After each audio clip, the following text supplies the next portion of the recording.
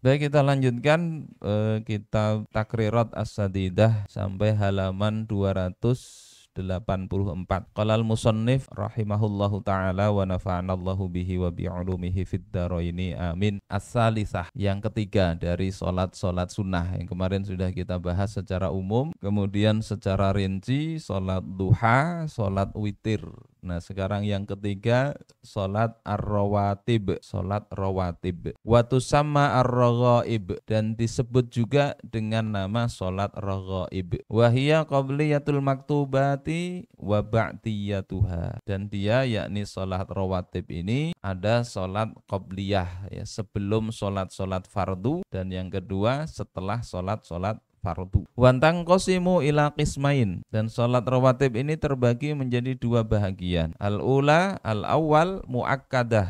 Yang pertama adalah salat rawatib yang muakkadah, yang yakni wahia allati wadhaba 'alaiha ar-rasulu sallallahu alaihi wasallam wa lam yatrukha, yakni salat sunnah rawatib yang Rasul menetapinya, senantiasa dilakukan Rasul dan tidak Rasul tinggalkan. La hadaran wala safaron, tidak beliau tinggalkan saat hadir, yakni saat mukim, saat berdiam diri, walaupun maupun saat safar.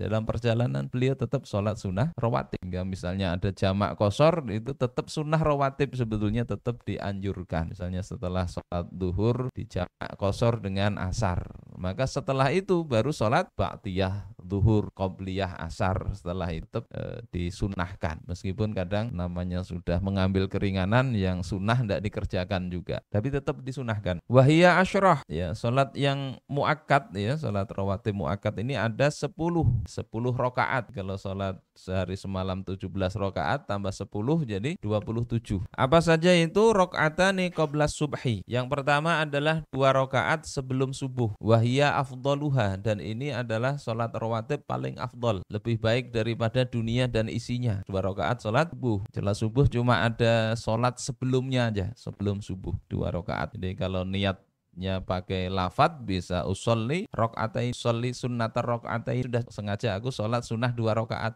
ya, sebelum subuh. Tidak usah disebut qobliyatan, ya tidak apa-apa, karena cuma ada satu yang paling afdol dari sholat rawatib. Kalaupun ketinggalan, bagusnya tetap dilakukan, nanti bisa diqodok kalau lewat waktu, atau dilakukan setelah subuh, nanti kita bahas. Kemudian yang kedua, wa qabla zuhri, 2 rakaat sebelum zuhur. Wa raka'atani ba'da zuhri, 2 rakaat setelah zuhur. Sebelum subuh 2, sebelum zuhur 2, setelah zuhur 2, sudah 6 ya. Kemudian wal maghrib wal isya ya, 2 rakaat setelah maghrib, 2 rakaat setelah isya. Jadi ada genap. Ini yang pertama jenis sunat rawatib yang muakkadah. Kemudian asani ghairu muakkadah, salat sunnah rawatib yang tidak muakkad tetap sunnah. Wahia allati lam yuwadzib 'alaiha Rasulullah sallallahu alaihi wasallam, yakni salat sunnah yang Rasul tidak senantiasa lakukan. Jadi ya kadang dilakukan, kadang tidak. Wahya isnata asyrota rok'ata, dan jumlahnya ada 12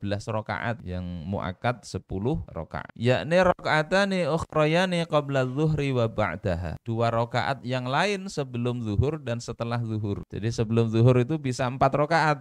2 rakaat yang itu biasa dikerjakan Nabi, yang rutin. 2 rakaat ini yang ghairu muakkadah, dan setelah zuhur juga begitu, boleh 4-4. Kemudian arba'u raka'atin qabla al-asr, 4 rakaat sebelum sholat asar. Jadi sudah 4-4-8 ya. Wa raka'atani qabla al-maghrib wal isya, 2 rakaat sebelum maghrib dan sebelum isya. Sebelum maghrib juga sunnah sholat 2 rakaat bagi yang mau ya. Sebelum isya juga ini sunnah sholat. Artinya kalau mau ngerjakan yang sunnah yang dicontohkan Rasul itu banyak benar, kada kegawian kita. Waktu kita ini nggak ada yang kira-kira kosong dah. Kemudian fadluha, apa fadilahnya?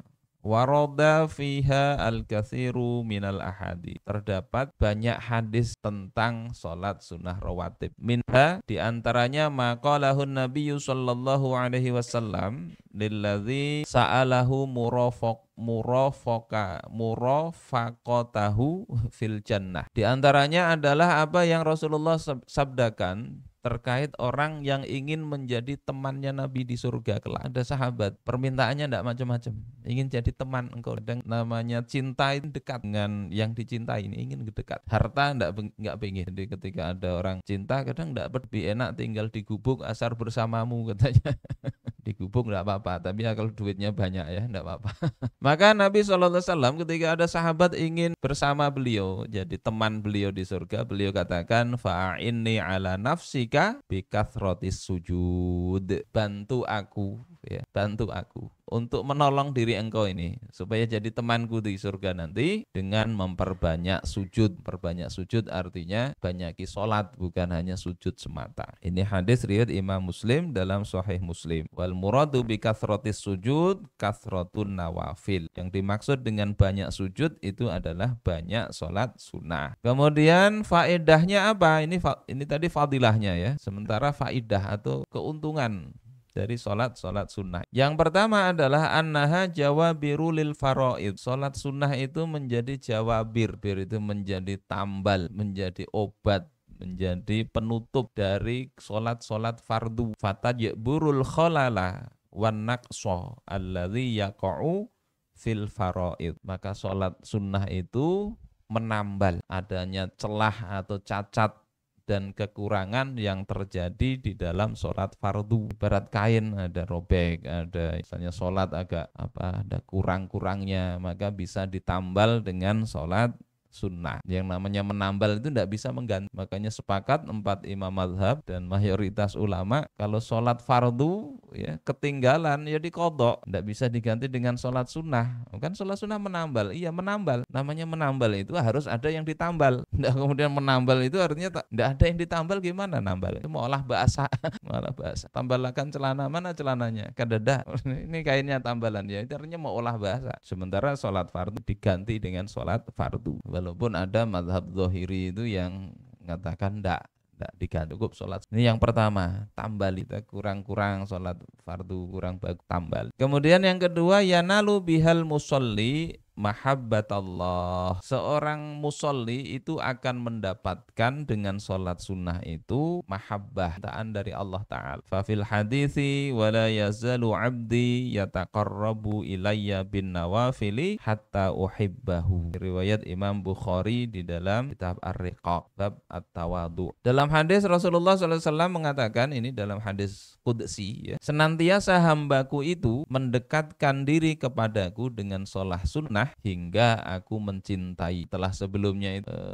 Allah dalam hadis qudsi ini katakan yang paling beliau cintai, paling Allah cintai itu adalah mengerjakan yang wajib. Orang tidak cukup ya wajib, kalau ditambahi yang sunnah maka Allah akan berikan kecintaan kepada hamba tersebut. Dan kita masuk dalam golongan ini. Allah senang itu yang di dalam lanjutannya akan menjadi penglihatan, menjadi pendengarannya. Dalam artian apa? Allah jaga, mata dijaga, tidak suka yang maksiat, tidak suka dengerin ghibah dan sebagainya. Kemudian waktuha.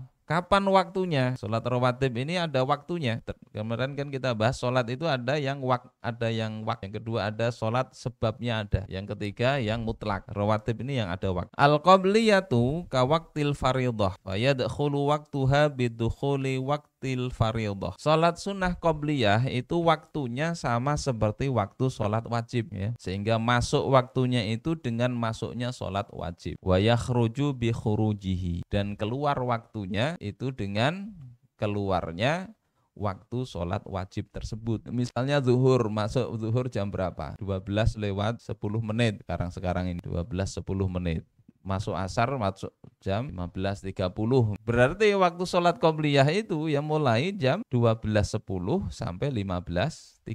Itu waktu sholat qobliyah. Kemudian wal ba'diyatu yadkhulu waqtuha bi fi'lil faridah. Sementara ba'diyah itu masuk waktunya itu setelah melakukan sholat fardu. Wa yakhruju bi khuruji waqtil faridah. Dan keluar waktunya dengan keluarnya waktu sholat wajib. Jadi kalau tadi misalnya jam 12.10 masuk waktu zuhur, dia kemudian sholatnya jam 13, jam 1 baru sholat zuhur. Sholat misalnya 5 menit selesai, berarti waktu sholat ba'diyahnya itu jam 1 lewat 5 menit sampai jam setengah 4. Kada harus langsung enggak. Jadi bisa aja sholat ba'diyahnya itu kena-kena bisa. Itu waktunya seperti tidak harus mutawaliyah ya, berturut-turut enggak. Fayajuzu antakunal qabliyatu ba'da fi'lil faridah wa takunu adaan. Maka boleh untuk melakukan sholat qabliyah itu setelah melakukan sholat wajib, dan itu tetap statusnya